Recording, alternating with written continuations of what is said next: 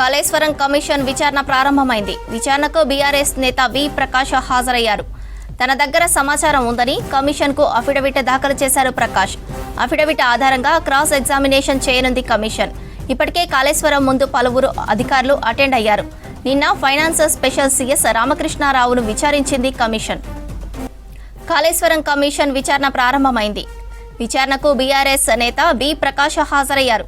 తన దగ్గర సమాచారం ఉందని కమిషన్కు అఫిడవిట్ దాఖలు చేశారు ప్రకాష్. అఫిడవిట్ ఆధారంగా క్రాస్ ఎగ్జామినేషన్ చేయనుంది కమిషన్. ఇప్పటికే కాళేశ్వరం ముందు పలువురు అధికారులు అటెండ్ అయ్యారు.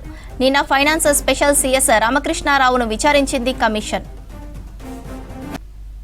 దీనిపై మరింత సమాచారం యాదగిరి అందిస్తారు. యాదగిరి, డీటెయిల్స్ ఏంటి?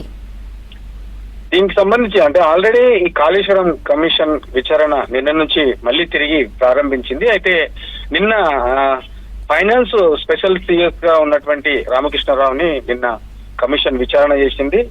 ప్రధానంగా ఈ ఆర్థిక పరమైనటువంటి అంశాలకు సంబంధించిన దాని మీదనే ఎట్లా ఈ ఫైనాన్స్ మీరు అంటే ఈ ప్రాజెక్టుకు సంబంధించినటువంటి డబ్బుల తీసుకొచ్చారు, అప్పు తీసుకొచ్చారు, కార్పొరేషన్ల నుంచి తీసుకొచ్చారు, మరి దీనికి రెవెన్యూ ఎట్లా జనరేట్ చేస్తారు, ఏంటి ఇన్ని లక్షలు పెట్టి దీనికి 2 లక్షల కోట్లు పెట్టి దీన్ని నిర్మాణం చేశారు, మరి దీన్ని ఈ రెవెన్యూ అనేది ఎట్లా జనరేట్ చేస్తారని అనేది ఇట్లా ఆర్థిక పరమైనటువంటి అంశాల మీదనే నిన్న కమిషన్ క్రాస్ ఎగ్జామిన్ చేసింది. ఇక ఇవాళ వి ప్రకాష్, బీఆర్ఎస్ నేత వి ప్రకాష్ ని ఇవాళ కమిషన్ విచారణ చేస్తా ఉన్నది. అయితే ఈయననే డైరెక్ట్ గా వచ్చి నా దగ్గర ఈ 3 బ్యారేజీలకు సంబంధించినటువంటి సమాచారం నా దగ్గర ఉంది, సో దీనికి సంబంధించి నేను కూడా చెప్తానని చెప్పేసి ఆయననే వచ్చి డైరెక్ట్ గా కమిషన్ ముందు చెప్పారు. కాబట్టి ఆయన అఫిడవిట్ ఇచ్చారు. ఆ అఫిడవిట్ ఆధారంగానే ఈ రోజు మళ్ళీ వి ప్రకాష్ ను కమిషన్ విచారణకు పిలిచింది. ఈ విచారణలో అఫిడవిట్ లో ఏం చెప్పారు, సో మరి ఆర్థిక పరమైన అంశాలకు సంబంధించి తనకేం తెలుసు, తర్వాత ఈ 3 బ్యారేజీల నిర్మాణానికి సంబంధించి గతంలోనే ఇక్కడ నిర్మాణం చేపట్టొద్దు అని చెప్పేసి కొంతమంది ఎక్స్పర్ట్స్ కూడా చెప్పారు. కాబట్టి